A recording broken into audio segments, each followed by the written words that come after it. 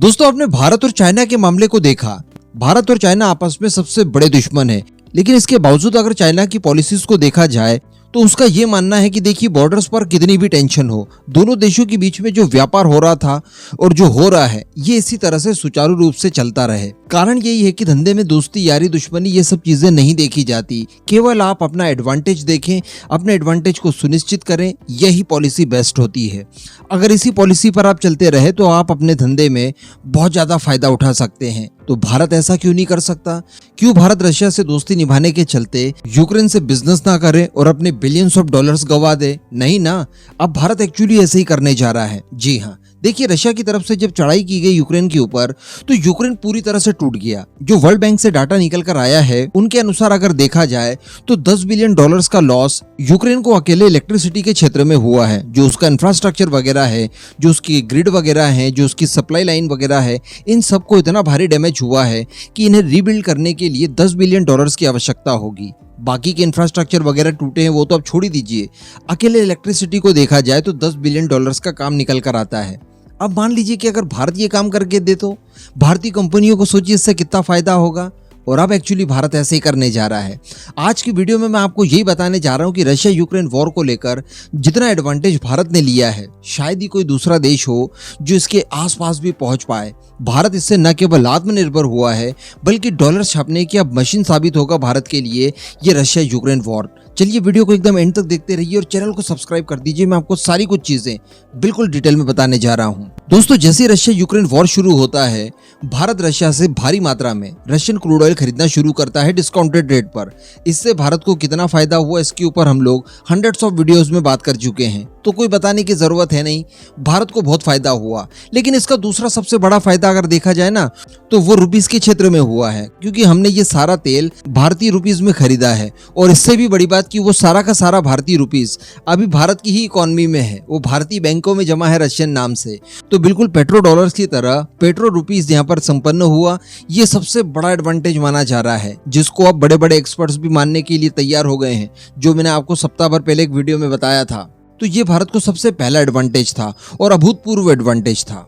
इसके बाद बताया जा रहा है, जैसा मैंने आपको बताया, कि अब यूक्रेन को रीबिल्ड करने का समय आ चुका है, जिसके लिए इलेक्ट्रिसिटी के क्षेत्र में ही बहुत सारे अवसर देखे जा रहे हैं। और बताया जा रहा है कि भारत हेवी इलेक्ट्रिकल लिमिटेड यानी भेल ने एक टेंडर में पार्टिसिपेट किया है, जो कि यूक्रेन की बिजली सेक्टर संबंधित था। और इसकी अनुमानित लागत इस समय 6.5 बिलियन डॉलर्स बताई जा रही है, जिसमें कई सारे काम करने होंगे। जो यूक्रेन के अंदर इलेक्ट्रिसिटी की सप्लाई पहले की तरह थी, उसे रिबिल्ड करने का जितना भी काम बाकी है वो सारा कुछ किया जा रहा है। और इस टेंडर में भारत ने पार्टिसिपेट किया है। अगर ये टेंडर हमारे हाथ में आ जाता है तो समझ लीजिए कि बिलियंस ऑफ डॉलर्स की कमाई हम लोग यूक्रेन से करके लाएंगे। और डेफिनेटली ये सारी कुछ चीज़ें अमेरिका और पश्चिमी देशों की तरफ से हुई है, तो इसके लिए सारे पैसे वगैरह भी यही देश देने वाले हैं। यूक्रेन के पास तो कुछ बचा नहीं है अपना।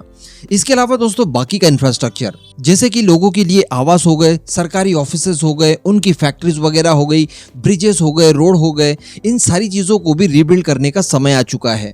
तो यहाँ पर बताया जा रहा है कि भारत की स्टील कंपनियों ने पहले से ही कमर कस ली है। और यूक्रेन के अंदर जब इंफ्रास्ट्रक्चर को रीबिल्ड किया जाएगा, उसके लिए भारत की कंपनियां स्टील मुहैया करवाएगी। हम सभी जानते हैं कि स्टील प्रोडक्शन में भारत दुनिया का दूसरा सबसे बड़ा देश है, और ये सारे कॉन्ट्रैक्ट भारत को ही मिले, इसके लिए अमेरिका और यूरोपियन यूनियन से बातचीत भी की जा रही है। और आने वाले समय में सारी डील इससे संबंधित भारत की कंपनियों के साथ सुनिश्चित की जाए, इसके लिए सारी तैयारियां अभी से ही करनी शुरू कर दी है। तो कहने का मतलब, यूक्रेन के पुनर्निर्माण में जितना भी काम किया जाएगा उसमें से मैक्सिमम चीजें भारत ही करने जा रहा है। इस बात की बिल्कुल ज्यादातर संभावनाएं दिखाई दे रही है।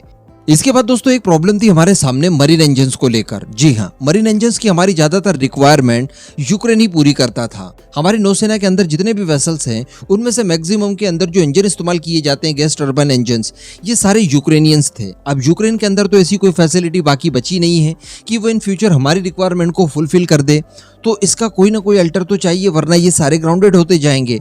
तो इसके लिए बताया जा रहा है कि अगेन BHEL आगे आया है, क्योंकि BHEL को छोटे साइज के गैस टरबाइन इंजन बनाने का अच्छा अनुभव है, जो कि हमारे पावर प्लांट्स वगैरह में इस्तेमाल किए जाते हैं, जिनसे कि बिजली बनती है। अल्टीमेटली वही सारा काम मरीन इंजन भी करते हैं, लेकिन उनका प्रारूप थोड़ा सा बड़ा होता है, उनकी पोटेंशियल बड़ी होती है।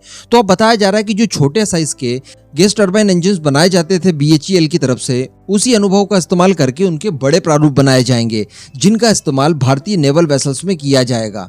जैसे कि एग्जांपल के तौर पर आप आवरा और स्विफ्ट को ले लीजिए। स्विफ्ट एक टेक्नोलॉजी डेमोन्स्ट्रेटर है आवरा के लिए। आवरा वो UCAV होगा स्टेल्थ टाइप का, जो कि बड़े साइज का होगा, जो कि ज्यादा रेंज रखेगा, ज्यादा पेलोड उठाने की क्षमता रखेगा और एक बड़े साइज का फुल फ्लेज प्रोजेक्ट होगा। लेकिन इसकी टेक्नोलॉजी डेवलप करने के लिए एक छोटे आकार में हमने स्विफ्ट को डेवलप किया और स्विफ्ट की टेक्नोलॉजी को ही बड़ा करके आवरा बनाया जाएगा। तो अगर गैस टरबाइन इंजन के क्षेत्र में देखा जाए तो छोटा स्विफ्ट तो हम लोग ऑलरेडी बना रहे हैं, काफी लंबे समय से उसका अनुभव रख रहे हैं।